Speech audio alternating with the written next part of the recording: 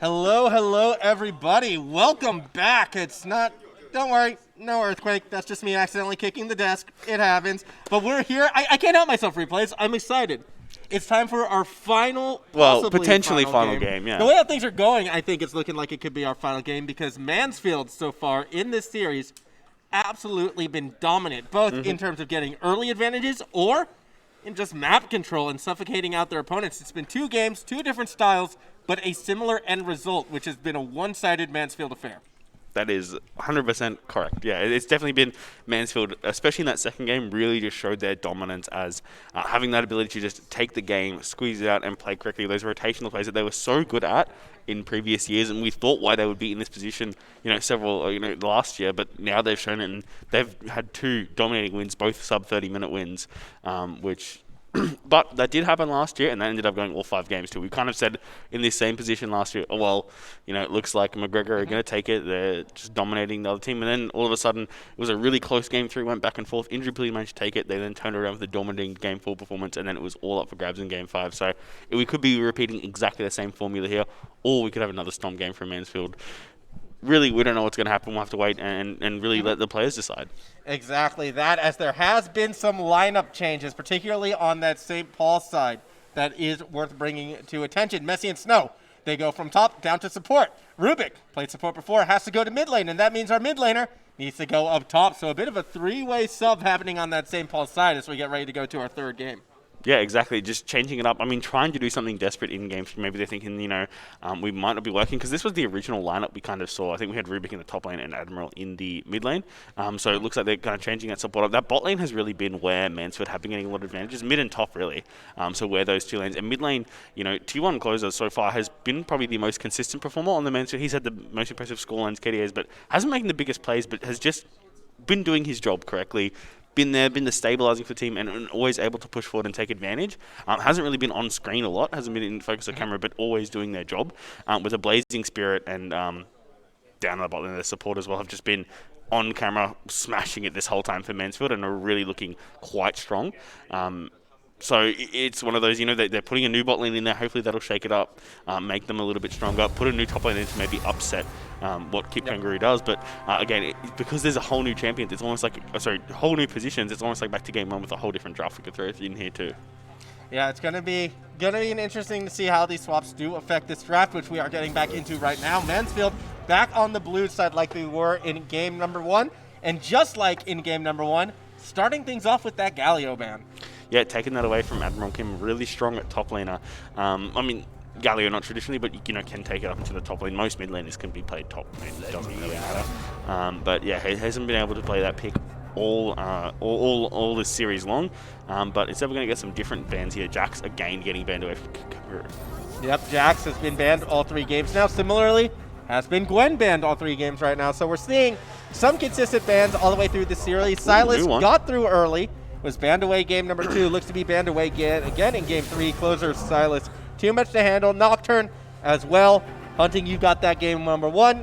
Didn't get it game number 2. Won't be getting it game number 3. Yeah, and Nocturne is definitely one of those picks that they missed last game. Like, if Hunting knew had that Nocturne, it would have been a whole different game instead of that Lee Sin. Would have been able to pick off that lone Jinx in the sideline a little bit more, but the Lulu as well being kept away from Shiloh Stugger had a killer performance in game 1. Yeah, so not a lot of game 2 adjustments is looking like.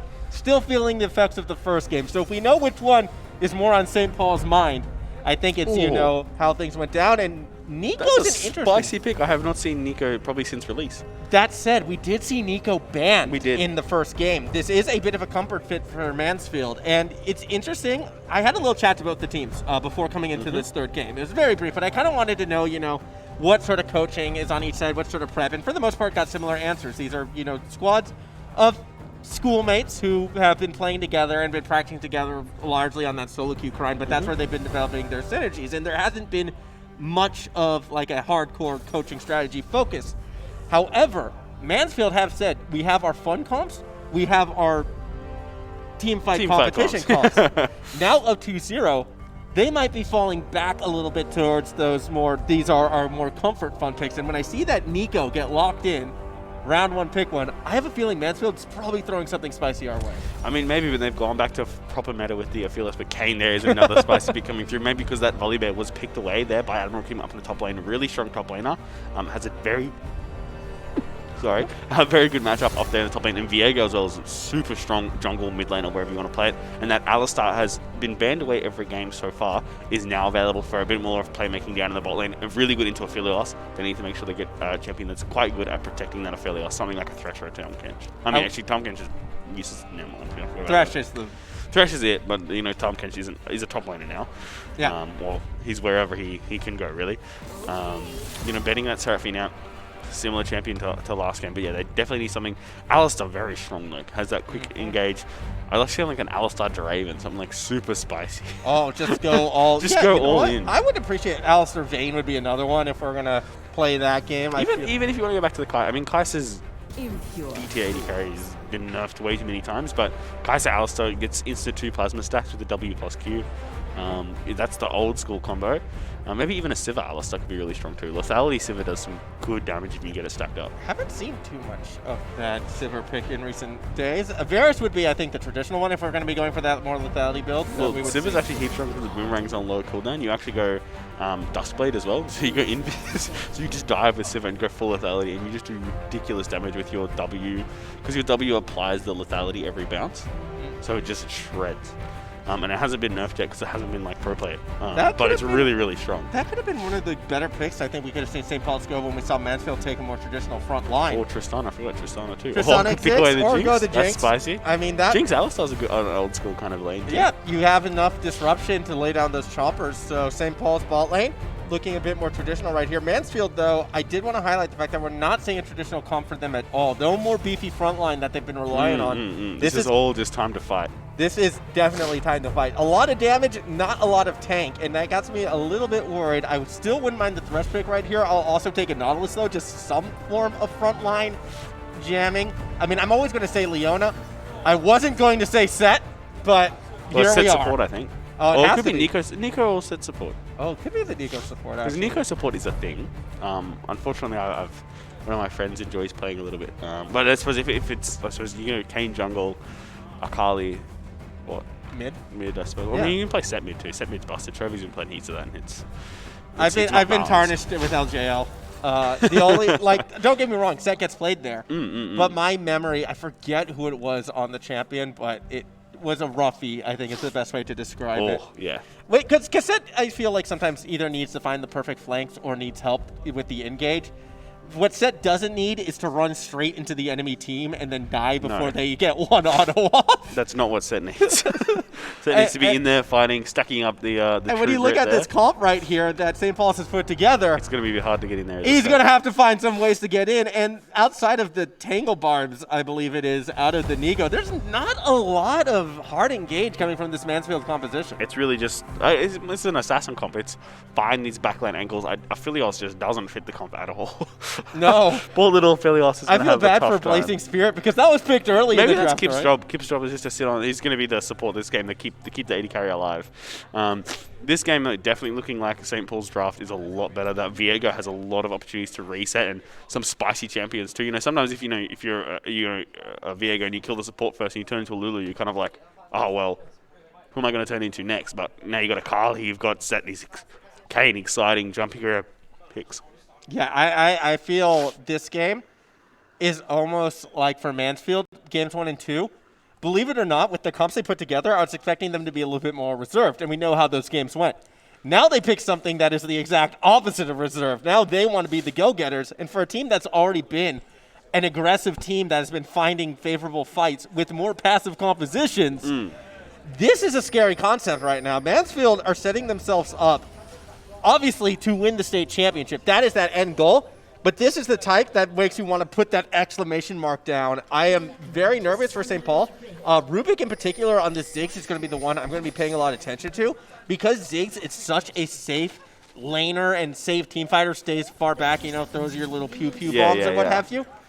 You know if things are going to be going well for Mansfield, if they can get and take down Rubik on this Ziggs, that's going to be a scary time. Exactly, yeah, and that's artillery mage safety that, kind of haven't had so far. Definitely a little bit of difference here from the Zigs and being able to sit back because we have a pause to figure out exactly what's going on there. As we have hit a little bit of a pause, hopefully it will not take too long. This to be perhaps a bit of an audio issue. But let's take a moment to step back, though, and sort of reflect on, I guess, this entire season as a whole. And normally I would be chatting with you, talking about those past games that we've cast together. It's been great, but this season, it's been a little bit different. My first cast of the season, so it's a very different experience. Very different experience. But I don't know, comparing these two teams, I suppose, to some of the champions of years past that we've been able to see, I've been liking a lot from what's been coming from this Mansfield squad so far in this final. I feel like when you look at that next national level, which comes after this, could this be the team, if they find success here, that wins a game? No, we won games. We won. We did. We won games. But, is this the team, that makes that deep run against those juggernaut threats like New Zealand or New South Wales? They've definitely got the foundations in terms of macro and moving around the map and doing those kind of things. It just depends then if it's an individual thing, because that's generally what it is. Mm-hmm. The winners from Queensland have tended to be a little bit more of a brawler, pick whatever you want and just kind of jump at them and fight. Whether these days it's, this is the first proper... The real strength of this team isn't their individual brilliance, which they have some of. It's that team play and that macro and that map play overall, which is the main factor, which is why they have a little bit more strength, which is something that could really work on that intermediate stage. Yeah, and that's what we're going to be hoping, I suppose, to see when they do take it to that next if they are the team that takes it to the next level. Obviously, if St. Paul's is the team that finds a way to reverse sweep, well, then we're setting a team where resiliency, I think, is going to be the big word. That's it, right? Absorb the pressure and throw it back. Exactly. So, I don't know. I'm excited to see how both these teams do perform when we do advance to that national stage. Look, for me, obviously it'd be amazing to beat the juggernaut states of Victoria, New South Wales, New Zealand. As long as we beat South Australia, you're happy. And WA, that's our real competitor. I'm happy. I want them to crush those. And if you're watching from those other states, first of all, thank you for watching. Secondly, I want to crush you. I want to crush your hopes and dreams up the Queensland. I know I'm wearing a blue shirt. I know it's not maroon. Don't let that fool you. State pride. Let's go. State pride all the way. Queensland. It's got to be. It's the best place to live in Australia. True. Well, that's a fact. True. That's why lovely here. You can see the Fortitude Valley campus of Torres University. Beautiful open skyline. Beautiful sunshiny. Honestly, more like a summer day here in the middle of winter. Yeah, exactly. Which is half the appeal of Queensland. But it's definitely something they don't get in the other states. But South Australia especially, I find that's our biggest competitor. When you watch their region, it's very similar kind of skill level to Queensland. You don't have those full challenger teams from New Zealand that are also playing OCS on the other days of the week. and the reason why I want to call out South Australia a little bit more is because, a couple of the casters we had during, some of the intermittents when we couldn't be here were from South Australia. So thank you guys for casting in the past. Rhaegor and Baz, I believe. We're going to crush you at national stage. I'm straight up fixing my mask because, COVID safe. But I definitely feel, be ready for whichever of these two teams are coming your way. I'm laying down the foundation now, all right? That's it. This is the bar. It's going to be that state rivalry. Look, are we going to take out a New South Wales? We can hope. We can be like a Pentanet at an MSI, maybe take down a Cloud9. Yeah. But our real goal is just to make the top 6. Exactly. Well, if our goal is to make top 6 for the national level, I think we're good. We're good. We made it there. I think we made it there. And I apologize to the Northern Territories as well, who are kind of caught up in the South Australia region. My gripe is not with you, okay? You guys are cool. You guys are cool. Now, absolutely. Hopefully this pause. It looks like it's going to be resuming, so we're going to be getting back onto the Rift right now. Mansfield again on that blue side. St. Paul's on the red side. And for the first time, it looks as if we're not going to be getting 5-man invades. This is a new thing for Queensland finals. I actually think every year we have started with a 5-man invade. Yeah. Unfortunately. It's like, I remember during my days playing Gridiron, every single team, the first play they design is a trick play. Why? I don't know, but it's like you want to do something fun, and you think you're going to be different in original by going for that. So in the final, we're going to do the cheese play. No one will expect it. Well, that's not how it kind of played out this time around. No, it definitely didn't. It's always interesting that, people come to that finals ready to leave that mark, ready to take that risk and go for something sort of unique and different. Yeah. That when you see the norm finally in play, oh, wow, this actually feels normal. This is what feels different. So kudos to both these teams for playing more traditional League of Legends, I suppose. I mean, the one thing that isn't traditional is Mansfield comp. It's anything but traditional and consistent. But definitely interesting to see how it works out. And I think this will be one of the true tests of the skill between these teams. If you can draft something that doesn't, on paper at least. I mean, it's a very exciting, fighty, brawly kind of comp that we saw Game 2 from St. Paul's. But if Mansfield can pull it off, when that is that more, the Jinx is on the other side, the shoes on the other foot this game, I suppose, it's very different. I still like the Mansfield team competition. Oh, yeah. Like, when you say, well, what makes this one not very conventional, I would say that the Nico and the Kayn are the two picks that come to mind. But when you look at Nico, still a very similar toolkit to something like a Seraphine, which sees play. And Kayn is still a very, very strong jungler when played correctly. Like, it's one of those niche picks you need to be wary of. So it's not like this is entirely off-meta crazy town. It's just finding the synergies with each other that gets a little bit tricky. And when you look over at the St. Paul side, I mean, Ziggs traditionally, at least from what I've been seeing, has been played more bot lane as opposed to mid, so that's not really typically seen. Viego is usually banned and not played at all because they're banned, so that's also it was like they couldn't bug fix ban for ages, and it only got released recently. So I mean, Aphelios is just not Aphelios. Aphelios is nutty, but Viego is completely nuts if you can combo these team fights. They've both got very I think the St. Paul's comp covers what Mansfield wants to do, plus has some options of its own as well. Has that Jinx for options, but it also has the brawly, that's exactly what Volibear, Alistar, and Viego want to do. They just want to get in there and fight. You're coming into sort of a niche pick and a brawly pick when you're running a support Nico with Aftershock. Yes. That right there says a lot. Also, level 3 ganks say a lot. Flash Bird by Admiral Kim after the pressure. From a Kayn level 3. Exactly. Mr. Hard Farmer over here going for the insane top lane ganks. It almost works. You've got the flash out, can wrap around and get another one onto Admiral King. Kip Kangaroo really hasn't had any focus his way. He's basically been left on his own loans from the first 2 games at this time, maybe putting a little bit more focus around that big boy up in the top lane. Also, should be worth noting, too, with those kind of plays for Hats onto Admiral Kim as another little fight happening. Haymaker trying to buy some time, but here comes Hunting You. And that's more akin to the top lane we've been seeing in games past. First blood going to St. Paul's, their first blood of the tournament.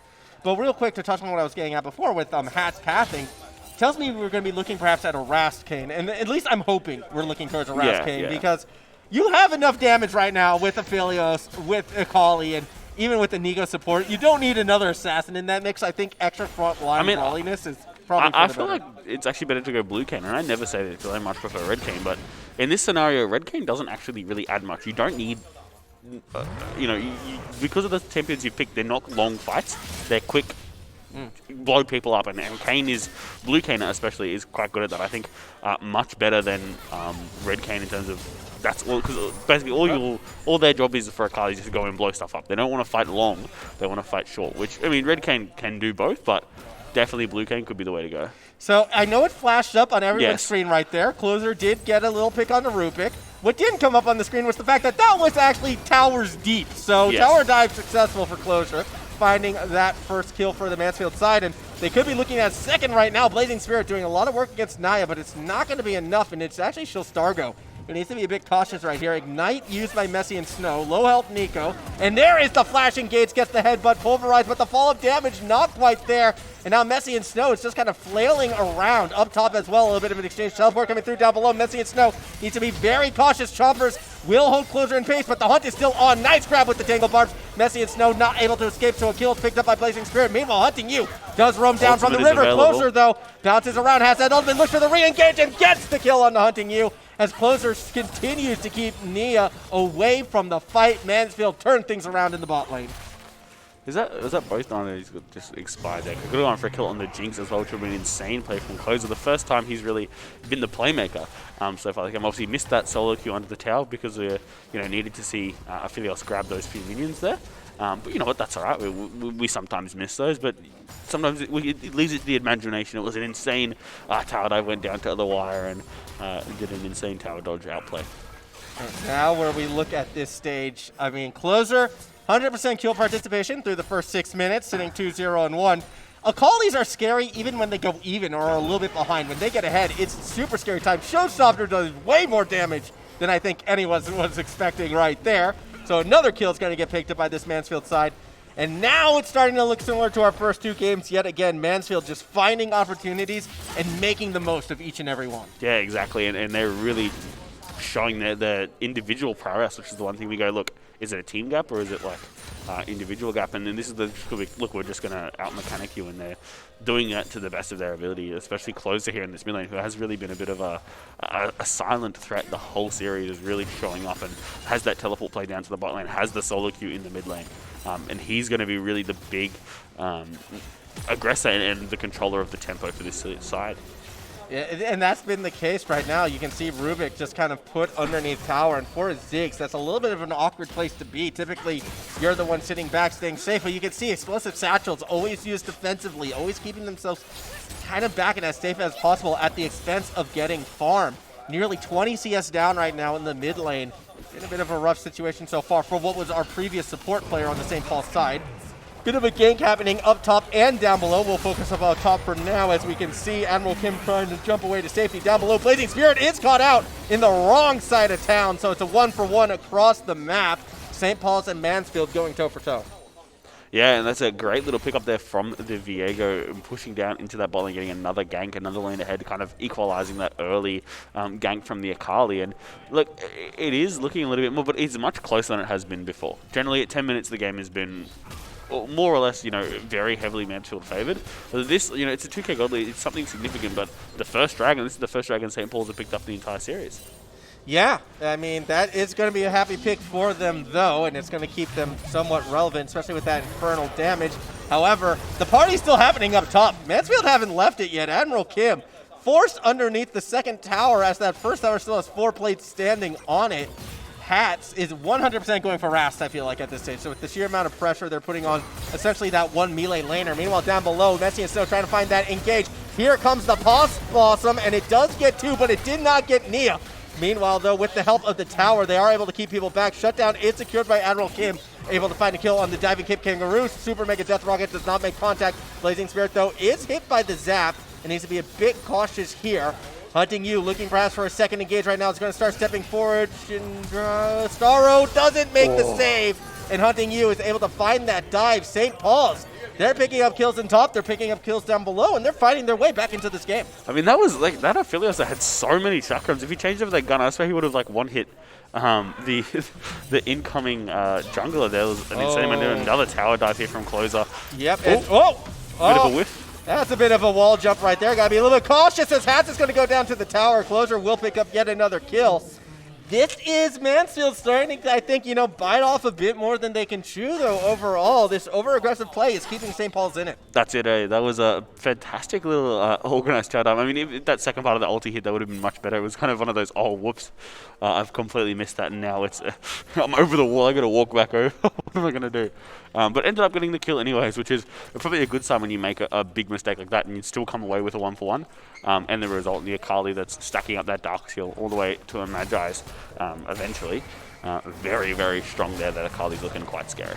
I will say exactly that. Closer still is looking super strong in this game right now, and they're going to have to be. If you take a look, I believe, at like the goal differential, I know we can't bring it up, but just doing my mental calculations, that gold lead Mansfield has, it's pretty much entirely in that mid lane right now. Everything else is going quite even, and while Akali's can solo carry a game, it's a situation where there is enough shutdown tools on the St. Paul side where if they get those shutdowns on to Closer, you get yourself a team fight again. Yeah. St. Paul is still very much in this matchup. So, again, we talked about it briefly at the start of this. If St. Paul finds a way to get back in this series, you have to start giving credit to the resiliency, and it is an aspect that they are showing in spades right now in our third game. Yeah, exactly. And that's kind of what the moral this has been, is can they fight back from this early Mansfield lead? And this is the game where you feel like they're the most in it. It's the closest the kill score's been. I mean, other than like the first 1 minute of before the 5-man invade, when it was 0-0. But once the kills got rolling for Mansfield, it felt like it never really stopped. But this is the first game that St. Paul's has kind of got something back, and it is kind of showing.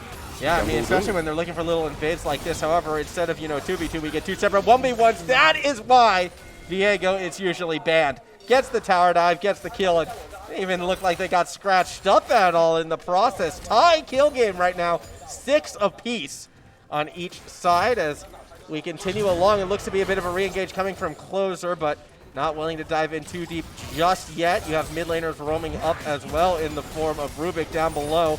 Another cheeky engage as Blazing Spirit gets a bit of damage. Closer needs to be careful, does dodge the Mega Inferno Bomb. They were able to find a pick, though. It happened off camera. Admiral Kim actually did fall, and I believe it was too Closer who had to burn Flash in the process. Yeah, it was very, very close, but was able to get out of there as well. Just great play across the map from Mansfield. And T1 Closer really showing that, yeah, sure, the last 2 games I had really good scorelines, but, didn't do much. But this is my time to take my team and show what I can really do on a super mechanical and hard-to-execute champion like that Akali. Yeah, I've been really impressed with the play from T1 Closer thus far in this game. Again, can attribute pretty much all of Mansfield's lead to that mid lane and through the laning more so than anything else, because Hats has been more working on that top side of the map than in the mid lane like we've seen in the previous 2 games. Bot lane, a lot more even as well than we've seen in the past. And I know mid lane might not be going in St. Paul's way at this stage, but I would be remiss to point out this lineup is looking a lot stronger overall, like these positional swaps, than what we saw in our first 2 games. Yeah. And I kind of wonder where this series could have possibly been had we seen that swap a little bit earlier. That's always been the case with these best of 3s. It's been one of those, when we see them finally switch up and that 3rd game is really close, then, man, if they did this from the start, imagine where we would be now. But it's still a very difficult road, even to win this game. Mansfield are quite strong in there. They really get really strong in that mid-game phase. After that 15 minutes is when they explode their leads, which we're kind of getting towards as maybe a bit of a... Yeah, that they want to run into this jungle. I mean, St. Paul is going to try to turn this around. A nice pulverize slows down Closer briefly. Hunting You still needs to kind of jump over that wall as Messi and Snow throws the headbutt. Oh, that is a great Moonlight Sigil out of the Blazing Spirit in order to find a kill at the tail end of it all. No support available for St. Paul's probably means no dragon contention. Yeah, that's, the fact that the support's gone and they've kind of been forced well and truly out of their jungle, that means this dragon might be a little bit hard to contest. And Nico's going to put that ward down there and kind of move up to really stop them from getting in, as Kip Kangaroo here is almost proxying. That tower is basically all but dead, and Admiral Kim doing all he can to kind of defend it and chase him up. But Viego is coming up here. Yeah, Viego is coming up, and Kip Kangaroo's in a lot of trouble, has to try to stop his way to safety. And with the arrival of Closer, this is actually going to turn around. The sustain from Kip Kangaroo keeps him alive as Closer picks up the 2nd kill in the brawl. And that is how I feel this series has been going for St. Paul's. Good ideas, looking so good for so long, and then the Closer comes in, throws that 105-mile-an-hour fastball, and they get it done in the 9th inning. The Closer coming down to close out the game. Exactly. Finishing it up there and beautifully well done. Coming in to support his top laner. That's that team synergy that Mansfield always has so much of, and really showing his Pop Blossom, even in the chomper, still does a lot of damage. It's a 1v2, but the teleport's coming through. Shield Stargo actually forces the flash out of Nia, and with the follow-up damage out of who else but Closer. That's going to be another kill secured. A 1-for-1 at the moment. Messi and Snow should be able to walk out of this one alive. Yet, under the tower, still getting harassed a fair bit. Eventually does escape. Mansfield, they're snowballing this Akali. I go back to my previous point.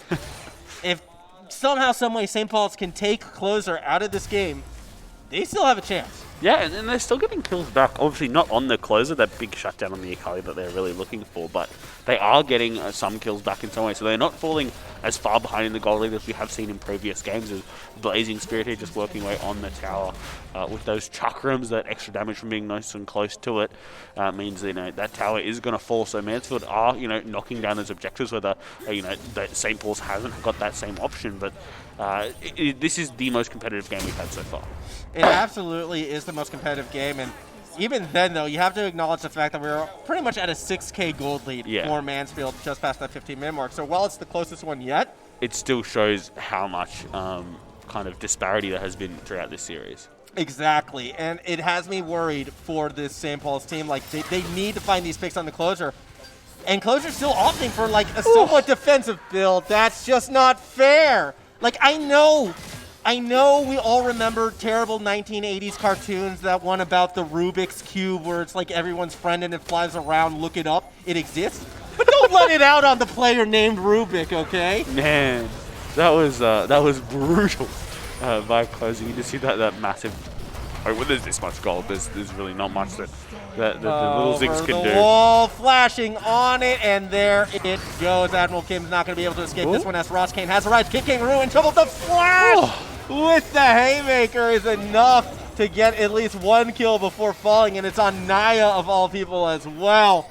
What a heads-up play from Kip Kangaroo. And then the Alistar getting the kill as well, not even the Jinx, so that big shutdown not even going to anyone who can really use it effectively as Blazing Spirit. Just alone in the bot lane here, split push of Felios is the first time and the last time you'll probably ever see it, taking down his very own side lane tower, which, by the way, have insane gold value now that they've been well and truly buffed up, so that's a lot more gold going into Mansfield. As I said, after that 15-minute mark, this is when they really come to accelerate it. They have that ability to push the game, push it a little bit further along, really take advantage of this closer game. It's just it's ridiculous. It's just cyberbullying at this point, honestly. It is actually ridiculous. I mean, Closure showing why Akali is one of the most feared champions on Summoner's Rift right now, and 15-8 kill line, but the more important thing, we are approaching that 10k gold lead for Mansfield.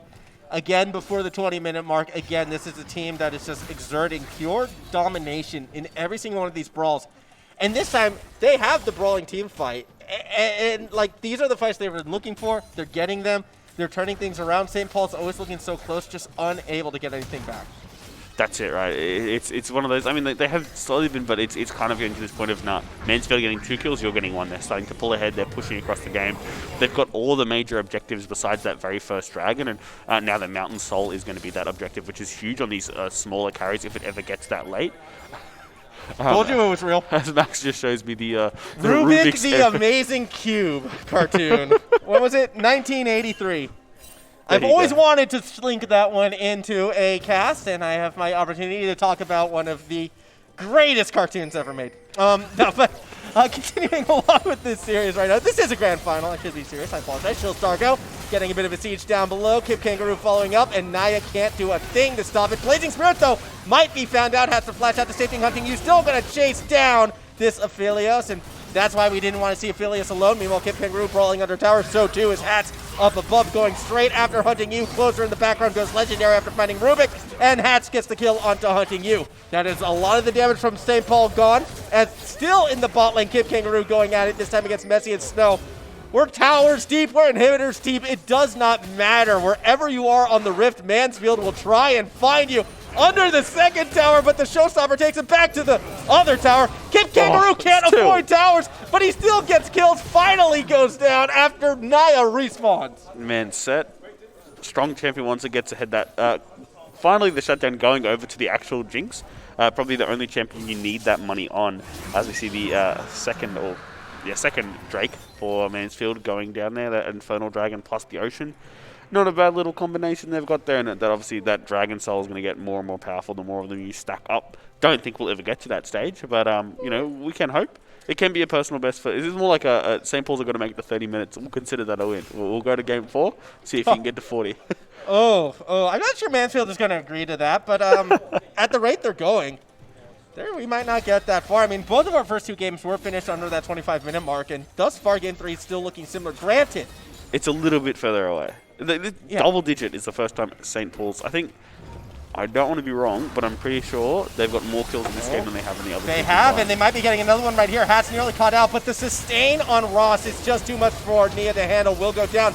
That said, Shield Stargo might be getting found as well, yet with the Pop Blossom, it buys enough time for Hats to rejoin the fight, gets himself a double. Admiral Kim was there, now isn't. That's an ace. Mansfield completely controlled the Rift, and now they could be looking to push into the base of St. Paul's. And that's another ace in the game for Mansfield. Going to pull through now and look to take that mid. No minions, unfortunately, so can't really push too far forward. Otherwise, it could have potentially been an inhibitor, but the death time is too low for them to even end the game at this point.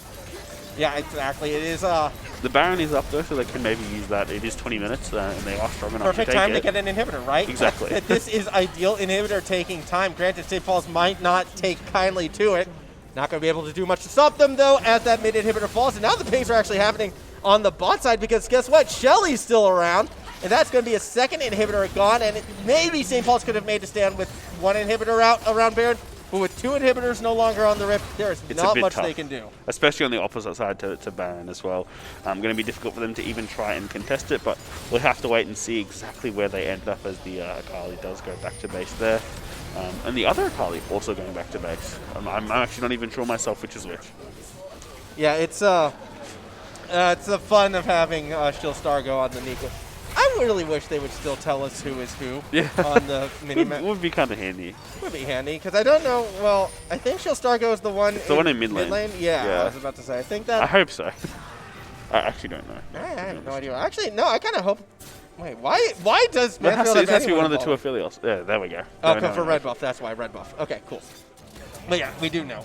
We do see that as Shellstargo right there with the team. The only one who's not with the team right now, of course, is Blazing Spirit, who is collecting red buff and should be making their way up towards that top side to get started on one Mr. Nashor. Or are they actually? Or not? Maybe just take the base instead. You've got a super minion that's basically better. I mean, that super minion has more health than the Akali. Fair. Also, what's fair is possibly finding out Admiral Kim. My gosh! Closure is not a nice person right now. Rubik just goes down immediately as we also see Admiral Kim fall underneath tower. This is Akali scare me. Nightmare fuel. Nightmare fuel for St. Paul's. The base is open. Those Nexus towers are under siege. Closer continuing to just go in, this time with the help of Hats, that jungle mid synergy. Oh no, not under the fountain. Well, all right, maybe a little too deep for Hats, but still 4 members strong. They get the first Nexus tower. Super Mega Death Rocket just tickles Kip Kangaroo, who gets knocked around, beaten up, finds the shield, finds the sustain, and helps Closure go legendary as another members fall. Only 2 standing for St. Paul's, and the question is for how long, because Closure and Kip continue to siege underneath that Nexus. Second tower falls, and Mansfield are going to be our 2021 Queensland State champions. Very, very well played game by Mansfield, and truly deserved series. All 3 games under that 20-minute mark. That's a huge victory for them, to all their fans in the crowd as well, you just saw before. So Mansfield here, I mean, well and truly deserved winners of the 2021 Queensland High School League of Legends Championship. And also a big thank you to our massive crowd. I believe, I got some sourcing from the same people who do the crowdsourcing for like the WWE, and they told us we had 10,000 here in attendance today. Really sounded like it. Yeah, exactly. So, now, obviously, a great victory for Mansfield. I mean, this was an entire season in the making. They always have looked like the strongest macro team. Today, we saw some of their micro as well, some of those individual plays. Phenomenal from start to finish, and it's really hard to pick a key standout player. I mean, I think from that last game, look, the first 2 games, it's very hard to pick an MVP when everyone's smashing it, but from that last game, Closer, the first game was very consistent on that side. Was that back up carry, did a lot of damage. Was the one that initiated that 5-man Malphite ulti. Second game had that victor game. 6-1 and 6 was the only one that didn't really die excessively. Really, really strong on that victor as well. Was able to stay alive for so long. Yep. And then in that third game, the Akali just was just complete and utter domination. For me, that's Closer. the MVP. Yeah, T1 Closer, 100% the MVP with that performance right there. Just was able to dominate a lane and then take that lane dominance everywhere on the map. Rubik wasn't allowed to play the game. No. Really unfortunate for that last one. But I still have to give credit to St. Paul's because it was a situation where, on paper, you could even see that there was going to be a skill gap, perhaps, between these 2 teams. But it wasn't like St. Paul's was making egregious mistakes or playing incorrectly. No. It was just individual mechanics at time had them behind. But the decision-making, I thought, was largely sound for them. So if you have the mental game down, I think it's a lot easier to sort of catch up in other places. And I'm definitely going to be curious to see where this team continues to grow from here. 100%. And it's one of those things, Admiral Kim, I know I've seen his name. He's been playing since the beginning of this competition. Mm-hmm. He was probably in our very first game, and I'm not sure how close he is to graduating. That's the one thing is you always get fresh players coming through. But, 3 years, he's been in the team for a while, and they are going to get consistently better and better, and they will continue to improve. Yeah, I mean, it definitely is going to be exciting to see where each of these teams grow from here. I know from Mansfield, it's going to be off to the greener pastures of that national stage. Again, not putting pressure on them, but if they lose to South Australia, they might as well stay there. No, I joke, of course. I am excited to see how they are going to sort of size up. I always come into the national stages with confidence in these Queensland squads, but in the past, our champions have usually been sort of off the back of very mechanical players. But this is the first time you see a bit of difference. Exactly, that's been the case. Now we are going to bring ahead the team captain from Mansfield, one Kip Kangaroo, going to be joining here for an interview, I believe, right now. We'll do a COVID safe. Yeah, we're going to do our little swap about. Bring Kip in. Here you go. Thank you. Nice headset. Thank you. So, first of all, congratulations on your victory. I know you guys have been close in past seasons, but to finally, put an entire season together, come through, and win the grand final in dominant fashion, how are you feeling? Is it relief? Is it excitement? What's going through your mind right now? Yeah, I am really happy, especially after last year, which ended a bit disastrously for our school. But yeah, I'm glad we pulled through and didn't run it down. I'm happy with everybody. I think everyone on my team did well, so I'm proud of all of them. Is there any key moments, though, in this series that really kind of highlighted to you, like, we've got it? Like, what was the big exciting moment where it's like, yes, we're going to probably take this series out? I think the first game, this game, when with the 5-man bot bush, yeah, I think that was that was really fun. The whole team got really excited, so it set the mental really high for the rest of the It's games. always good when you get that in the first 2 minutes of the opening game, that you're able to take that momentum and ride it through. It's a pleasurable experience, I suppose. And I have to kind of follow that up, like, playing with the team. How has that been for you, like, the entire season, playing with this team, learning, growing with them, like, through League of Legends in itself? Like, can you sort of describe what that feeling was like? Yeah, it was really fun. A few of us knew each other at the start of the season, so we already knew each other. We were friends, but a few of us didn't. Like, we'd never met before, but yeah, we all met through it.